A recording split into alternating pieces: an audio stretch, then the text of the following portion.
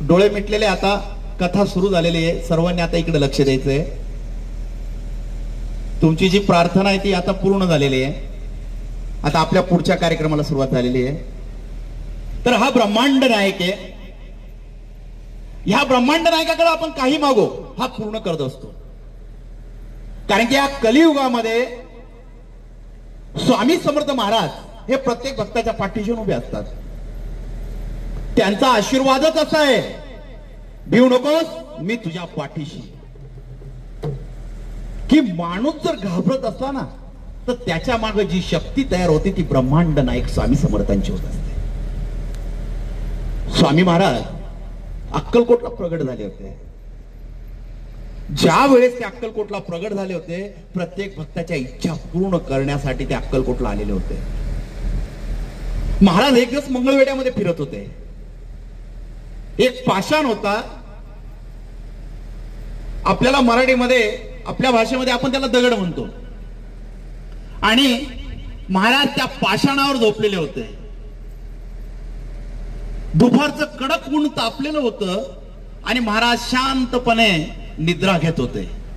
एक हात महाराजांनी डोक्याखाली ठेवलेला होता आणि मस्त चेहऱ्यावरचं स्मित हास्य स्वामींच्या चेहऱ्यावर होतं. महाराज एवढ्या कडकडत्या उन्हामध्ये त्या दगडावर झोपलेले होते. अनेक लोक स्वामींसमोरून जात होते. अरे हा ब्रह्मचारी कोणीतरी झोपलेला आहे, हा बुवा कोणीतरी झोपलेला आहे असं म्हणून प्रत्येक जण जात असतो. आणि स्वामी महाराजांना ज्या भक्ताला बोलून घ्यायचं असतं ना त्या भक्ताला बरोबर बोलून घेत असतात. आणि थोड्याच वेळात त्या जागेवरून जंगलामधून येणारा बसप्पा तेली तिथून चाललेला होता. हा बसप्पा तेली स्वामींची मुद्रा पाहून स्तब्ध झाला. अंगाला क्षारे आले. हे कोणी साधे सुधे कोणी पुरुष दिसत नाही. हा दगड एवढा तापलेला आहे आणि त्याच्यावर ते निद्रा घेत आहे. चेहऱ्यावर असं सुंदर त्यांच्या हास्य निर्माण झालेले. आणि ह्या बसप्पा तेल्याने स्वामींना नमस्कार केला. स्वामी झोपलेले होते. हा जवळ गेला आणि स्वामींचे पाय दाबू लागला. स्वामीने डोळे उघडले. अरे बसप्पा आलास का? आमच्या जवळ थांबला, जा घरी जा. अरे आम्ही ब्रह्मचारी आहोत, आमच्या मागे उगाच फिरू नकोस रे. बसप्पा तेली स्वामींकडे बघत होता. स्वामी तुम्ही साधे सुधे पुरुष नसून कोणीतरी ब्रह्मांड नायक आहात स्वामी. आणि स्वामींना नमस्कार करू लागला हा बसप्पा तेली. स्वामी उठले आणि चालू पडले. स्वामी झपाझप पावलं टाकत टाकत जंगलाच्या दिशेने निघाले. आणि हा बसप्पा तेली त्यांच्या मागे जाऊ लागला. स्वामी सांगतात, अरे आम्ही ब्रह्मचारी का फिरतोच आमच्या मागे? आम्ही आज इथे तर उद्या तिथे, आमचा भरोसा नाही.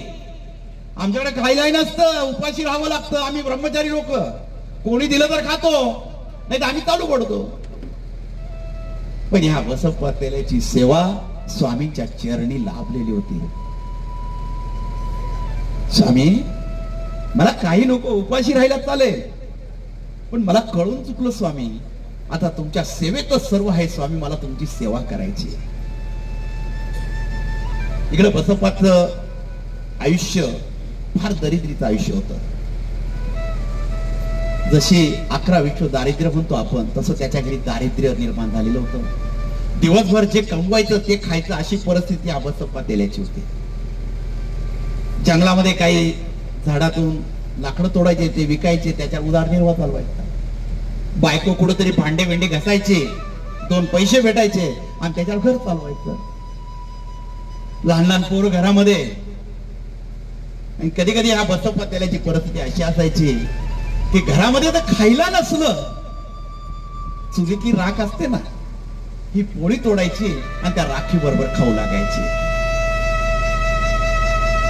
आणि ज्या भक्तावर वाईट परिस्थिती असते त्यावेळेस हा ब्रह्मांड नायक त्याला भेटायला येत असतो. तसे हा बसप्पा तेल्याचं आयुष्य उदयास आलेलं होतं आणि त्याला स्वामी समर्थ महाराज भेटलेले होते. बसप्पा तेली आता स्वामींची सेवा करू लागलेला होता. घराकडे येणं बंद केलेलं होतं. त्याच्या पत्नीने शोध घेतला की आपला पती गेला कुठं. आज रात्र झाली, पती घरी आलेला नाही. शोधावं कुठं त्याला. सर्वीकडे शोध करते पण पती काहीच सापडत नाही. त्यावेळेस गावातले काही लोक आले. निंबे, कोणाला शोधतेस? अगं तुझा नवरा संन्याशाच्या मागे पळाला. आता तुझं घर तुला चालवावं लागल. तुझा नवरा गेला सोडून. एक संन्याशी आला होता गावामध्ये. काय बोलतात? माझा नवरा जाणार नाही, त्याला लहान लहान पोरं आहे. माझा नवरा मला सोडू शकत नाही, त्याला काळजी करायची. बस पातेल्याची बायको लोकांना सांगते. सर्वीकडे शोध घेते. नंतर विश्वास पटू लागला की नवरा खरंच गेला असेल, वैतागला असेल, मला वैतागला असेल, पोरांना वैतागला असेल. का घरात खायलाच नाहीये त्याला. मग तो तरी काय करणार. निंबा घरामध्ये आले आणि रडू लागले. पोरांना जवळ घेतलं. पोरांनो, आज खायला काहीच नाही.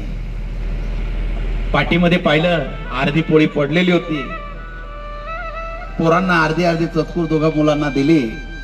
पोर म्हणता, आई थोडी घास तू बी खा ना. बाळा, माझं पोट भरलेलं आहे रे, मला काही नको, तू खा. दोघं मुलं आईकडे बघताय आणि ती पोळी खात आहे. भूक खूप लागलेली आहे, पण घरात काही नाही, मागायचं कोणाकडं. मुलंही समजदार असतात. कधी कधी गरिबाच्या घरी खायला नसलं समजून घेतात. इथं आपल्या आई बापाला खायला नाही, मागायचं काय, कोणाकडे हट्ट करायचा. दोघांनी चतकूर पोळी खायला सुरुवात केली आणि आईकडे बघताय. आईलाही भूक लागलेली, पोरं उपाशी. मुलं आपल्या पोळीचा थोडा घास काढताय आणि आईच्या मुखामध्ये भरवताय. ज्यावेळेस ते लहान मुलं आईच्या मुखामध्ये घास भरवताय आणि आईला राहूलच जात नाही. डोळ्यामध्ये अश्रू येतं आईच्या आणि मुलांना बिलगते. बाळांनो, अशी काय परिस्थिती झाली रे. तुमचा बाप गेला, आता खायचं कसं, राहायचं कसं. आणि पोरांना धरून ती रडू लागते त्या ठिकाणी. आई बाबा येतील ना. नाही सांगतायत बाळा, लोक सांगतात तुझा बाबा निघून गेला, पण आपण शोध घेऊ. रात्रभर निंबा विचारामध्ये होती, आपला नवरा गेला कुठं. आणि हा बसोपातेली स्वामींच्या सेवेमध्ये मग्न झालेला होता. त्याला स्वामी नामाशिवाय काहीच दिसत नव्हतं. फक्त ब्रह्मांड नायकाची सेवा करायची होती, बाकी काहीच नको. मला माझे स्वामी मला भेटलेले. प्रपंच विसरून गेलेला होता, सर्व विसरून गेलेला होता. फक्त स्वामी स्वामी स्वामी स्वामी. स्वामींनी बसप्पाला जवळ बोलवलं. अरे बसप्पा, बायको घरी वाट पाहते. अरे तिला जेवायला काही नाही, का आमच्या मागे फिरतोस. बसप्पा ऐकत नव्हता. मग स्वामी महाराजांनी ठरवलं आपण मंगळवेढ्यामध्ये जाऊया. मग महाराज गावाकडे आले आणि बसप्पा महाराज आमच्या मागे चालत होता. महाराज गावाकडे आले आणि गावातले लोक बसप्पा त्याला हसू लागले. अरे वेडा झाला पा, तो कसा ब्रह्मचार्याच्या मागे फिरतोय, बुवाच्या मागे फिरतोय. आणि स्वामी आपले आपले चालतंय. आणि बसप्पा त्यांच्या मागे पळतोय, स्वामींच्या मागे. कारण की स्वामी महाराज हे अजानुभव होते. महाराजांची उंची 7 फूट होती. स्वामींचे हात गुडघ्यापर्यंत पोहोचत असायचे. त्यांना अजानुभव म्हटलं जायचं. ज्या वेळेस महाराजांचं एक पाऊल असायचं त्यावेळेस आपले 3 का 4 पावलं पडायचे. एवढं मोठं चालणं स्वामींचं होतं. स्वामींसोबत चालणं शक्य नव्हतं कोणत्याही भक्ताला. आणि हा बसप्पा स्वामी मागे पळतोय, स्वामी फक्त चालतात. ते स्वामी चालत चालत मंगळवेढ्यामध्ये आले आणि लिंबाला समजलं आपला नवरा आलेला आहे आणि तो एका संन्याशाच्या मागे येतोय. बसप्पा पहिला आपली पत्नी दिसते, ती कोण, पोरं आहे. त्याने पाहून न पाहिल्यासारखं केलं, स्वामीच्या मागे जाऊ लागला. स्वामी तिथं थांबले. बसप्पा बायको स्वामी समोर आली. बाबा, का माझ्या नवऱ्याला तुमच्या नादी लावलं. अहो घरी दानाचा ठिकाणा नाही हो. अहो तुम्ही याला घेऊन गेले तर आम्ही खायचं काय. आम्ही काय सांगतो, आम्ही नेलं. चालली. स्वामी महाराज बोलू लागले, आम्ही बोलवलो नाही, तो आमच्या मागे आलेला आहे. चोळ बसा, तू जा आता, तुझ्या बायको बरोबर आमच्याबरोबर फिरू नको. बसा पाटील. स्वामी पुढे नम्र भावाने स्वामींना विनंती करतो, स्वामी महाराज मला आता चरण नाही सोडायचे. स्वामी महाराज तुमच्या जवळ राहायचंय. अरे खाशील काय, 2 दिवस माझ्यावर फिरतोय, खायला काय भेटलं नाही, उपाशी आहे.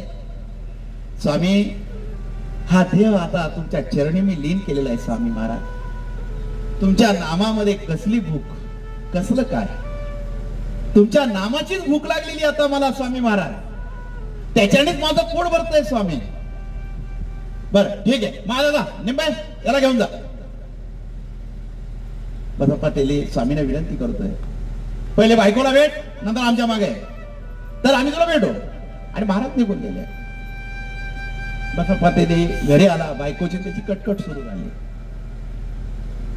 अहो तुम्ही का लागलात माग, लहान लहान पोरं आपले, का त्या संन्यासाच्या मागे लागलात? अहो आपल्या घरात 18 विश्व दारिद्र्य आपल्या घरामध्ये, पोरांना खायला नाही, आणि तुम्ही एका संन्यासाच्या मागे लागला. आणि निंबा रडू लागले.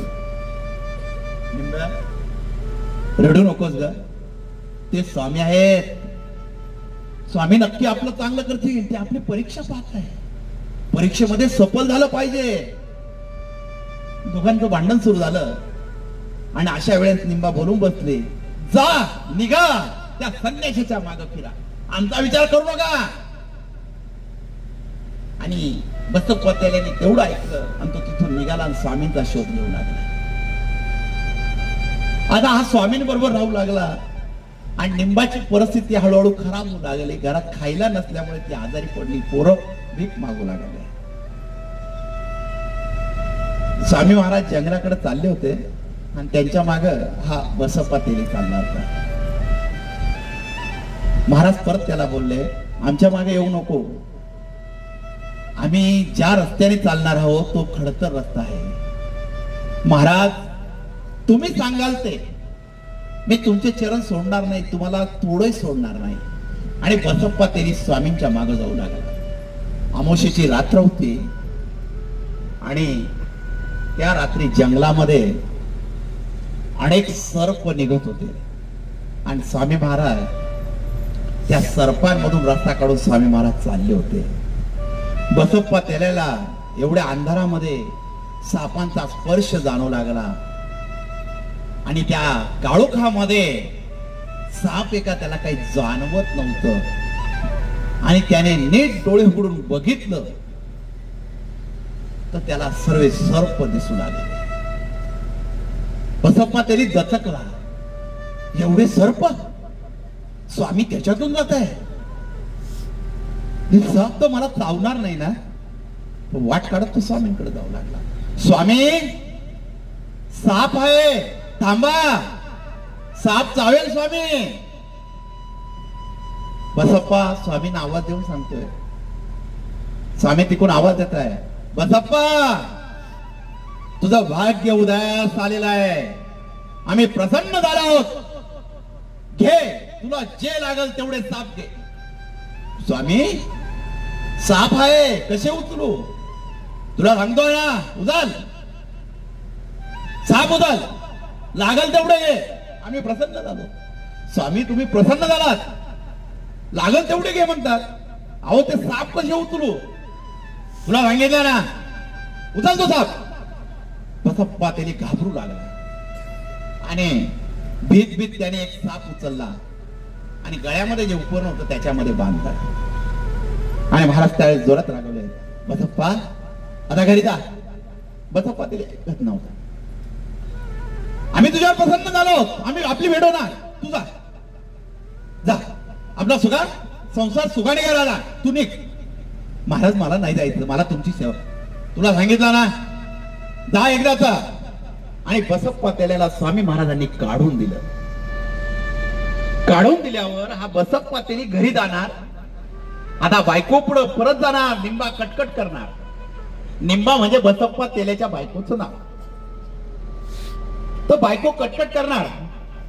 तिने विचारलं काय आणलं, साप आणला दाखवू, भीत भीत तो घराजवळ आला. दार ठोकावलं. सकाळची वेळ होती आणि त्याच्या लहान लहान मुलांनी दार उघडलं.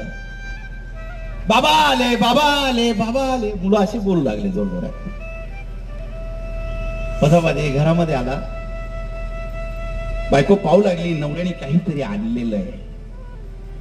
काय दिलं त्या संन्याशाने? काय दिलं? काही नाही. नाही मला दाखवा.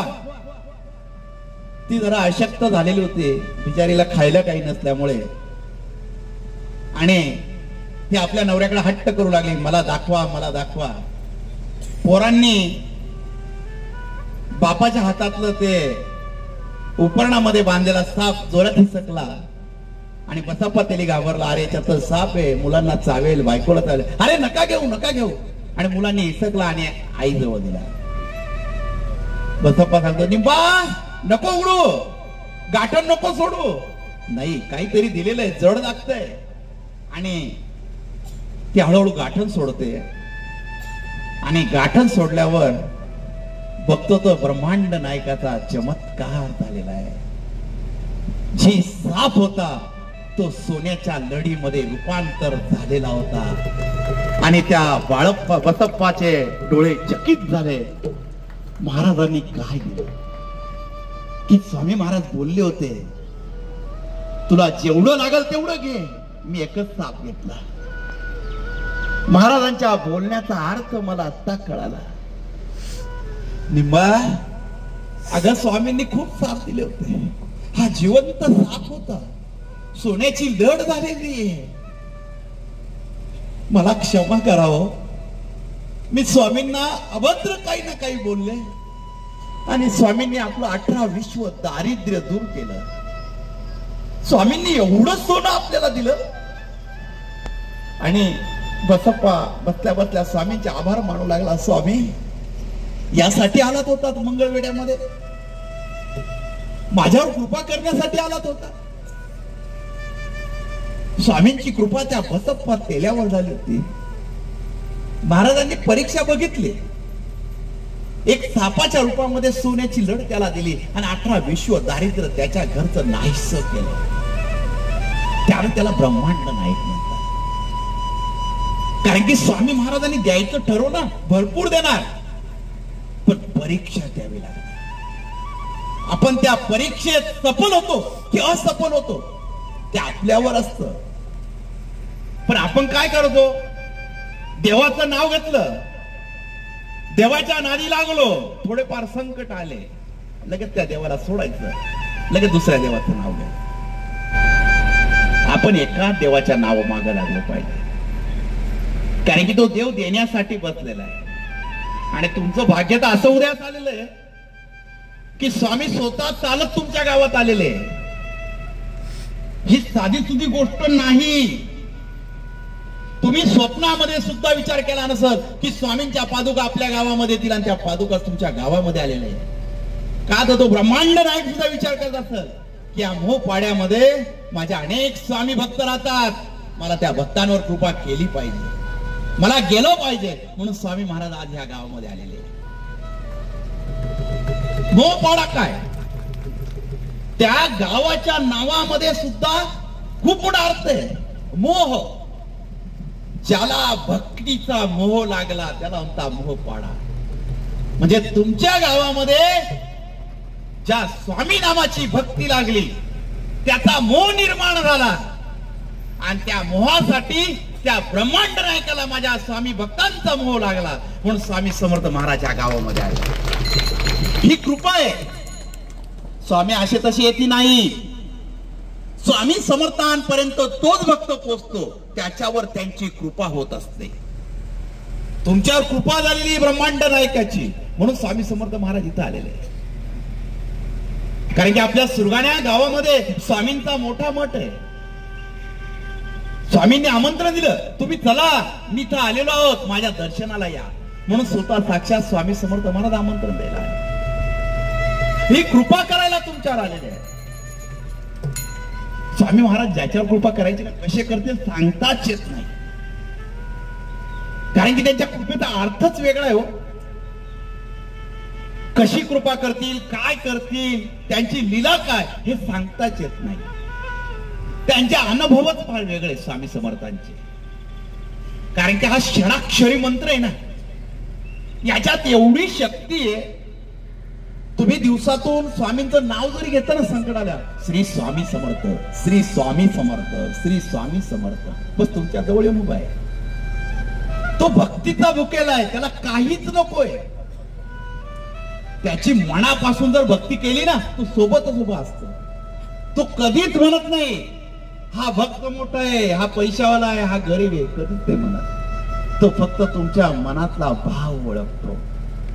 तुमच्या मनामध्ये जर शुद्ध भाव असेल ना, तो तुमच्या जवळ येतो आणि तुम्हाला सांगतो, बाळा काय करतोस, माझी जबाबदार, मी तुझ्या सोबत आहे. तो कानामध्ये केव्हा आवाज देऊन जातो हे सांगता येत नाही, सूक्ष्म रूपेण येत असतो. कारण की त्याची शक्तीच अपाय.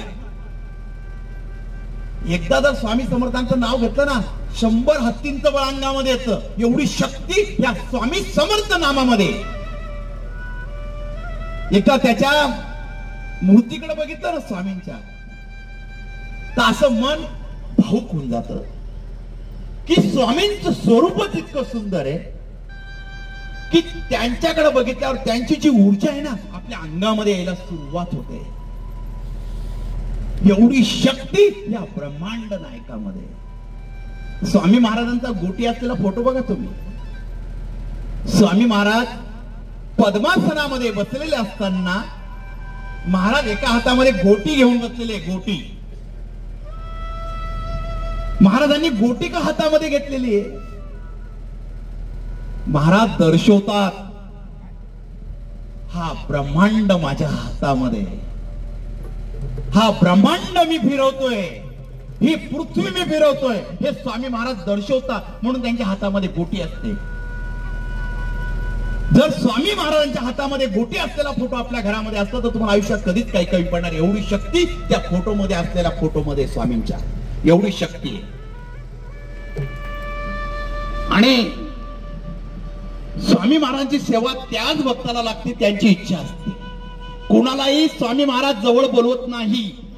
त्यांची इच्छा ज्या भक्तावर असते त्याच भक्ताला ते आपल्या जवळ बोलवतात आणि मंदिरामध्ये बोलवतात. आणि तोच भक्त स्वामींच्या मंदिरामध्ये येऊन पोहोचतो आणि तो स्वामींच्या चरणी लीन होतो. त्याच्यावर स्वामींची कृपा असते. तो स्वामींच्या मठामध्ये पोहोचतो. ही स्वामींच्या वर कृपा आहे. मंगळवेढ्यामधला एक प्रसंग सुंदर आहे. सकाळची वेळ होते. स्वामी समर्थ महाराज पारिजाताच्या झाडाखाली बसलेले होते. महाराज तिथं बसलेले होते. सुगंध सर्वीकडे पसरलेला होता. आणि रामचंद्र मंगळवेढ्यामध्ये राहत होते. आता यांची परिस्थिती बी तशीच होती. 18-20 दारिद्र्य यांच्या घरी होतं. सकाळी सकाळी रामचंद्र उठले. पहाटेची वेळ असत. सकाळी सकाळी फुलं तोडावं, पूजा करावी आणि आपल्या कामाला निघून जावं. पहाटेची वेळ असताना हे निघाले फुलं तोडण्यासाठी. आणि एक सुगंध दरवळू लागला पारिजाताच्या झाडाचा. त्यांची पावलं तिकडे वळू लागले. आणि ज्या झाडाखाली स्वामी महाराज बसलेले होते ते झाड आता चमकू लागलेलं होतं. आजूबाजूला लख प्रकाश पडलेला होता. आभाळामध्ये चांदण्या चमकू लागलेल्या होत्या. जणू काही त्या आभाळातल्या चांदण्या सांगू राहिल्या, माझा ब्रह्मांड नायक इथं बसलेला आहे. सकाळची वेळ झालेली आहे आणि रामचंद्र सुंदर असं दृश्य सकाळच्या वेळेस बघत होते. त्यांनी बघितलं प्रख प्रकाश पडलेला आहे आणि ते पारिजाताच्या झाडाचा सुगंध आपल्यापर्यंत पोहोचतोय. ते पावलं टाकत टाकत टाकत स्वामींपर्यंत पोहोचले. सकाळची वेळ होती. स्वामी महाराज असे मुद्रा अवस्थात बसलेले होते. स्वामींनी एक पाय आपल्या मांडीवर ठेवलेला होता, एक पाय खाली होता. आणि स्वामी महाराज त्या पारिजाताच्या झाडाचा एक हात मागं टेकवलेला होता आणि शांत बसलेले ते डोळे मिटलेले होते स्वामी महाराजांचे. रामचंद्र पावलं टाकत टाकत तिथपर्यंत पोहोचले.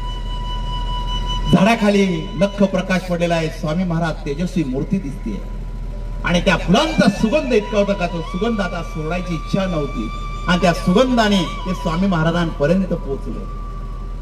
लख प्रकाश एवढा होता की त्यांचे डोळे दिपू लागले होते, डोळे चोळू लागले आणि त्या झाडाखाली स्वामी महाराजांना बघू लागले. महाराजांकडे बघताना मन असं तृप्त झालं आणि स्वामींना नमस्कार करताय की हजारो जन्माचं पुण्य आज फळास आलेले की मला एक दैव शक्ती, एक गुरु माझ्या समोर बसलेला आहे आणि तेजोमय प्रकाश मला देतोय, अशी ऊर्जा माझ्यामध्ये जाणवते असं रामचंद्रांना जाणवू लागलं. त्यांनी हात जोडले, डोळे चोळू लागले आणि त्यांना स्वामींचं दर्शन होऊ लागलं. स्वामींकडे बघताय, महाराज कुठून आलात आपण स्वामी? स्वामींनी डोळे उघडले. रामचंद्रा, आम्ही तुलाच भेटायला आलो ह्या मंगळ वेळामध्ये. आणि स्वामी खदा खदा हसू लागले. रामचंद्र दचकले, स्वामींच्या मुखामध्ये माझं नाव कसं काय? स्वामींना नमस्कार करताय का? स्वामींच्या मुखामध्ये स्वामींना माझं नाव कसं? मी स्वामींना कधी बघितलं नाही. आज सकाळी सत चालत आलो, स्वामी महाराज मला दर्शन देत आहे आणि स्वामी महाराज मला आवाज देत आहे. ते स्वामींच्या चरणांजवळ बसू लागले आणि ते स्वामींची आता सेवा करू लागले होते. मनामधून ठरवलं आता स्वामींचे चरण नाही सोडायचे. मग त्यांचा रोजचा नित्यनेम चालू झाला. रोज सकाळी उठायचं, स्वामींची सेवा करायची. आणि त्यांनी आपल्या पत्नीला सांगितलं, आपण स्वामींना कधीतरी घरी बोलूया. स्वामींचं वर्णन ते असे सुंदर करत असे ना. पत्नीला वाटायचं की माझा पती इतकं सुंदर वर्णन स्वामींचं करतोय तर आपण सुद्धा त्या स्वामींना बघावं अशी मनामधून इच्छा प्राप्त झाली. मग तिने आपल्या पतीला सांगितलं, भाई एक दिवस स्वामींना आपल्या घरी बोलवा ना, मग मलाही दर्शन होईल, आपल्या घराला स्वामींचे पाव लागतील. चालेल, मी सकाळी जाईल ना, मी आज स्वामींना विनंती करेल, स्वामी आमच्या घरी बी चला. सकाळ झाली, रामचंद्र आले, स्वामींची सेवा केली आणि स्वामींना विनंती केली, स्वामी महाराज एका दिवशी या गरीबाच्या घरी बी यावं. माझ्या पत्नीने सांगितलं की स्वामींना घेऊन या. येईल रामचंद्रा, काळजी करू नकोस, एक दिवशी मी तुझ्या घरी नक्की येणार, हे माझं वचन आहे तुला. आज नाही, योग्य वेळेत आम्ही येणार, तू काळजी करायची नाही. आमच्या ठरल्या वेळेत आम्ही तुझ्या घरी येणार. रामचंद्राने दर्शन घेतलं, घरी आला, पत्नीला सांगितलं, स्वामी कधी येणार हे माहित नाही, पण स्वामी बोलले योग्य वेळेस मी तुझ्या घरी येणार. असे दिवसामागून दिवस चालू झाले आणि एक दिवस सकाळी सकाळी रामचंद्र उठले आणि स्वामींच्या दर्शनाला जायचं. आणि त्यावेळी त्यांच्या दाराचा आवाजाच्या कडीचा आवाज आला. ठक ठक ठक कडीचा आवाज आला. रामचंद्र, एवढ्या सकाळी कोण आपल्या घरी आलं? म्हणून त्यांचे पावलं दाराच्या दिशेने निघाले आणि त्यांनी दार उघडलं. दार उघडल्यावर ब्रह्मांड नायक त्यांच्या दारामध्ये येऊन उभा होता. कटेवर हात ठेवलेला होता, एक हात उंच केलेला होता. रामचंद्र स्वामींकडे बघताय, स्वामींची मूर्ती माझ्या दारापुढे येऊन उभी आहे. साक्षात ब्रह्मांड नायक येऊन उभा आहे. काय करावं सुचत नाही. ज्यावेळेस अशा काही घटना घडतात आपल्या भोवती, अशी कोणती मोठी व्यक्ती आपल्या घरी अचानक येते, माणसाला कापड फुटतं अंगाला. आणि आता ब्रह्मांड नायक आपल्या दारापुढे प्रगटलेला आहे. अंगातून एक सळसळती वीज त्या रामचंद्रांच्या अंगातून गेली. त्या स्वामीला नमस्कार करताय. स्वामी तुम्ही आलात? स्वामी मंद हसताय. थांबा स्वामी, मी माझ्या पत्नीला बोलवतो. अगं ऐकलं का? कोण आलं? कंठ दाटून आलेला होता. शब्द फुटत नव्हते. माग फिरले. अगं ऐकलं का? कोण आलं? कोण आलं? आवाज का बसवताय? अगं कोण आलं दारा पुढं? तुला कसं सांगू? शब्द रडके आवाजामध्ये निर्माण झाले होते. पावलं टाकताय, पत्नीला आवाज देताय आणि इकडे स्वामींना सांग. स्वामी थांबा, मी बोलवतो. अगं आहे ना इकडे. पुढचा शब्द सुचत नाही, काही बोलावं. पत्नी आली. काय झालं? अगं कोण आलं? कोण आलं? बोला ना. स्वामी आले. कुठे? अगं दारामध्ये उभे. पाणी आण. भाई आत्ताच उठले मी आणि स्वामी आले. सुचत नाही, सकाळची वेळ होती. स्वामी तिथं असताना त्यांच्या पत्नीने पटकन डोक्यावर पदर घेतला आणि देवघरीच्या खोलीजवळ गेले. पूजेचं ताट घेतलं, तांब्याभर पाणी घेतलं. काहीच सुचत नव्हतं. स्वामी आले, स्वामी आले, स्वामी आले, स्वामी आले. दोघांचा आनंद वेगळा होता. पूजेचं ताट घेतलं, पावलं टाकत, डोक्यावर पदर घेतलेला आणि स्वामींपुढे आले. रामचंद्रदास स्वामी महाराज पावलं मध्ये ठेवावी. स्वामी मध्ये आले आणि स्वामींच्या चरणांवर पंचामृत अर्पण करते. त्यांची पत्नी पाण्याचे थेंब ओतती, धार लावते आणि स्वामींचे चरण रामचंद्र धुतात. स्वामींच्या चरणांची पूजा केली. पत्नीच्या हातामध्ये थर्क होत होतं. स्वामींपुढे पदर वर केला जात नव्हता. ती घाबरत होती. स्वामींना मला बघायचंय, पण कसं बघणार? हिम्मत होत नव्हती. स्वामींचे पाय चरण पुजले आणि त्यांच्या पत्नी घरामध्ये गेल्या. स्वामी घरामध्ये आले. रामचंद्र आज तुझ्या घरी स्नान घाला मला. हो स्वामी. स्वामींसाठी गरम पाणी तापवलं. स्वामींना चौरंगावर बसवलं आणि रामचंद्र स्वामींना स्नान घालताय. सुंदर असा योग त्या घरामध्ये आलेला होता. स्वामींचं स्नान, स्वामींच्या अंगाला चंदन त्यांनी लावलं. स्नान झालं स्वामींचं. स्वामींना नेसायला पितांबर दिला आणि स्वामींना बसण्यासाठी आसन दिलं. स्वामी महाराज बसले होते. स्वामी महाराज बसले आणि रामचंद्रांना स्वामी महाराज सांगतात, अरे रामचंद्र स्नान झालं, आम्हाला आता उपाशीच पाठवतो का? अरे भूक लागली आम्हाला, भूक. नैवेद्याची तयारी कर. हो स्वामी. आणि रामचंद्र घरामध्ये आले. पत्नीला सांगतात स्वामींना भूक लागलेली, स्वामींना काहीतरी नैवेद्याची तयारी कर. काय? घरामध्ये डबे पाती, घरात काहीच नाही, अन्नाचा कण नाही. अहो ऐकलं का? घरात काहीच नाहीये. स्वामींना काय द्यायचं? काय बोलतेस? अगं पा कुठे काहीतरी कोपऱ्यामध्ये असेल. अहो सर्व डबे पाहिलं, कुठंच काही नाहीये. आता तुम्ही दिवसभरात जाल ते कमवत, तेच आपल्याला आहे रोजचं. काय करायचं? काहीतरी करावं लागल. स्वामी महाराज आपल्या घरी आले आहात, त्यांना उपाशी पाठवायचं नाही. महाराज बसलेले होते. महाराज आवाज, अरे रामचंद्र आमच्या जेवणाची व्यवस्था केली का नाही? हो स्वामी आलो, करतोय. आले स्वामींजवळ आणि घरात काही नसल्यावर नवरा बायको एकमेकाच्या चेहऱ्याकडे बघत असतात. कारण की आपल्याकडे काहीच नाही आणि द्यायचं काय? मनात मधून इच्छा खूप आहे, स्वामींना जेव घालायचंय, पण घरातच काही नाही, द्यायचं काय?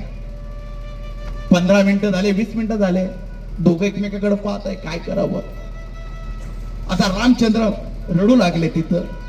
पत्नीकडे पाहून काय करायचं, कुठून काय आणायचं?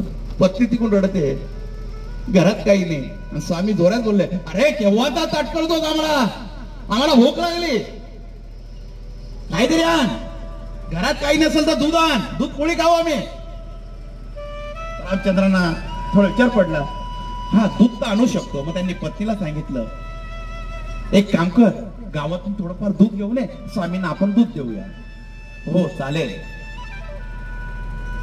तिने तांब्या घेतला आणि पदरामध्ये लपवला. कारण की आपल्या संस्कारांमध्ये आपल्या घरी कोणता पाहुणा आला आता आपण त्याच्या समोर कधीच दाखवत नाही का आपण दुसऱ्याच्या घरी मागायला चाललेलो आहे.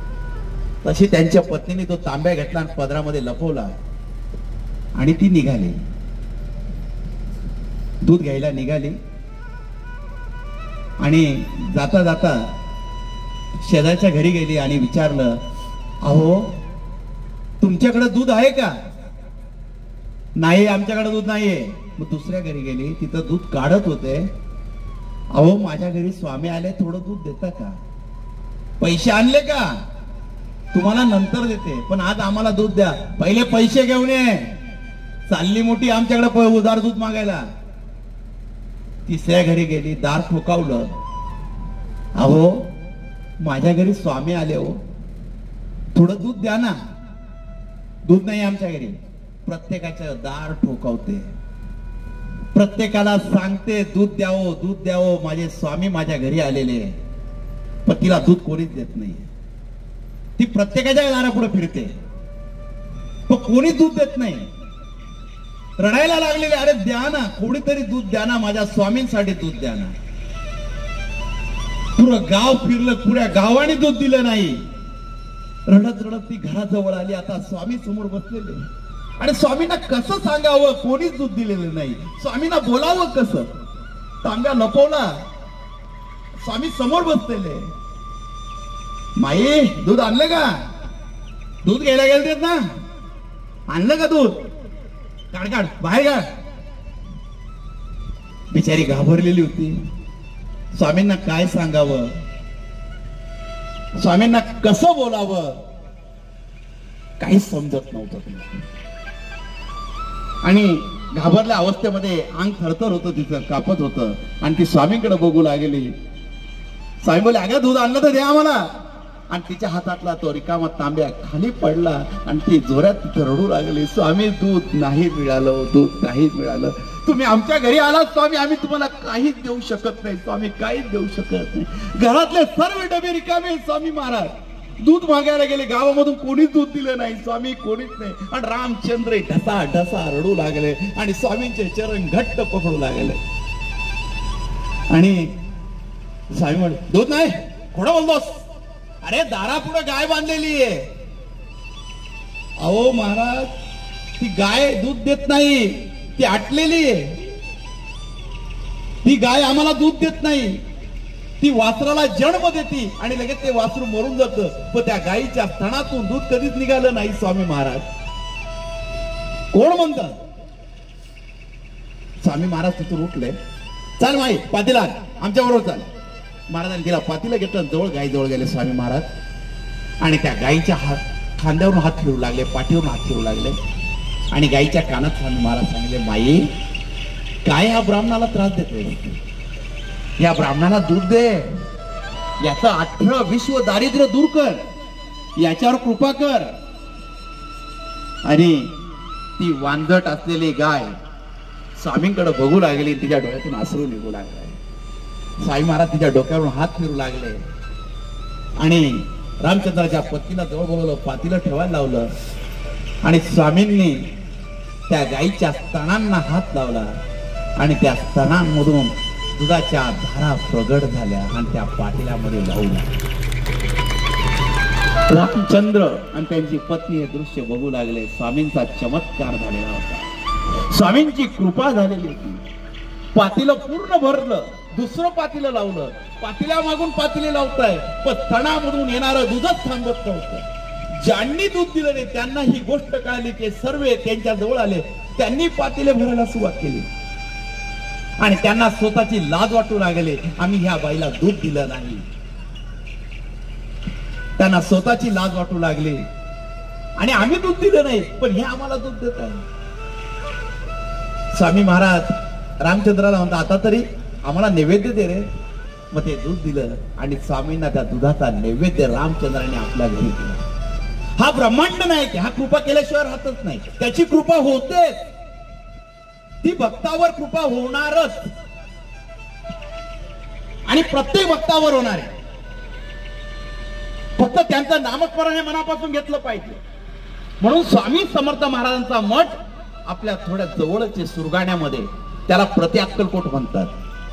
स्वामींच्या प्रासादिक पादुका त्या मठामध्ये आहे आणि आपल्या मठामध्ये नवसाचं नारळ पावतं. तुमची काही अडचण असली तुम्ही मठामध्ये या. मठामध्ये आल्यावर औदुंबराला प्रदक्षिणा मारा आणि ते नारळ घेऊन स्वामींसमोर बसा. नारळ हातामध्ये घ्या, त्या नारळावर आपली अडचण सांगा. स्वामींना सांगा, तुमची जी अडचण आहे ती त्या नारळावर पूर्ण सांगा. आणि पूर्ण अडचण सांगितल्यावर ते नारळ हातामध्ये धरा आणि आपल्या हातामध्ये जो दोरा असतो पचरंगी, तो दोरा त्या नारळाला बांधायचा आहे. आपली अडचण त्या नारळावर बांधायची आणि महाराजांना विनंती करायची, स्वामी महाराज, माझ्या सर्व अडचणी मी या नारळावर बांधलेल्या आहे. त्या अडचणीचा स्वीकार करावा स्वामी महाराज, आणि त्या अडचणीतून मला लवकर मुक्त करावं. आणि ते नारळ स्वामींपुढं आपल्याला व्हायचंय, स्वामींच्या पादुकांपुढं. आणि आपल्या मठामध्ये ते नारळ वाहिल्यावर दर गुरुवारी नवसाचा यज्ञ होत असतो मठामध्ये, आणि त्या यज्ञामध्ये त्या नारळाची आहुती दिल्या जाते. आणि ती आहुती दिल्यावर तुमची कोणती बी इच्छा असो, स्वामी महाराज हे पूर्ण करत असतात. हा अनुभव या मठामधला आहे. म्हणून कधी आलात तर मठामध्ये या. दर गुरुवारी मठामध्ये महाआरती होत असते. दर गुरुवारी तुमच्या मोहपाड्यामध्ये सर्व स्वामी भक्त येतात. पहिले एक जण यायचं, नंतर त्यांचं कुटुंब यायला लागलं, कुटुंबानंतर त्यांच्या आजूबाजूचे नातेवाईक यायला लागले. आता 30 जण दर गुरुवारी मठामध्ये येतात. इथून तर त्यांच्या गावामध्ये महाराजांच्या पादुका आल्या, स्वामींना बोलवायचं होतं म्हणून. तर तुम्ही सर्वजण दर गुरुवारी येत जा मठामध्ये, स्वामींची सेवा करत जा. दर गुरुवारी मठामध्ये महाआरती असते, महाअन्नदान होत असतं. तुमचं काही अडचण असली मठामध्ये सांगा, स्वामी स्वतः मठ चालवतात. मठामध्ये स्वामी सर्वांच्या इच्छा पूर्ण करतात. हा मठ नवसाला पावणारा स्वामी समर्थांचा मठ प्रति अक्कलकोट सुरगाणा आहे. तर एकदा मठामध्ये या, स्वामींची सेवा करा. तुम्ही जर त्यांची सेवा केली ना, महाराज मेवा दिल्याशिवाय राहणार नाही, एवढी शक्ती त्या मठामध्ये. तर तुम्हाला सर्वांना मी आमंत्रित करतो. आता ह्या गुरुवारी परत महाआरती, त्या महाआरतीच्या दिवशी या, महाराजांना भेटा, स्वामींचं दर्शन घ्या, स्वामींना नारळ वाहा. आपली जी अडचण असेल त्या नारळावर सांगा, तिथं वाहा. आणि 10 तारखेला जुलै महिन्यामध्ये, पुढच्या महिन्यामध्ये 10 तारखेला जुलै गुरुवारी गुरुपौर्णिमा आहे. गुरुपौर्णिमेच्या दिवशी मठामध्ये या. स्वामी महाराज सूक्ष्म रूपामध्ये गुरुपौर्णिमेच्या दिवशी येत असतात आणि भक्ताला आशीर्वाद देत असतात. तो अनुभव घ्या. तर सर्वांनी गुरुपौर्णिमेच्या दिवशी मठामध्ये यायचंय आणि जसं जमल तसं दर गुरुवारी स्वामींच्या दर्शनाला यायचंय. गुरुवारी मठामध्ये दर गुरुवारी सायंकाळी 7:30 ते 7 वाजता आपल्या मठामध्ये आरती होत असते. त्या आरतीचा लाभ घ्यायचा आहे. स्वामी काय, स्वामींचे शिष्य काय, स्वामींचं चरित्र काय, याची कथा दर गुरुवारी मठामध्ये होत असते. तर स्वामींची कथा ऐकायला या. स्वामींचा महाभंडाऱ्याचा प्रसाद घेण्यासाठी मठामध्ये या. एकदा जर तुम्ही मठामध्ये आलात ना, हा ब्रह्मांड नायक तुमची सर्व इच्छा पूर्ण करेल. तुम्हाला आधार नसेल, आपण म्हणतो मला कुणाचाच आधार नाहीये. जर तुम्हाला कुणाचा आधार नसेल, कोणी तुमच्या सोबत नसेल,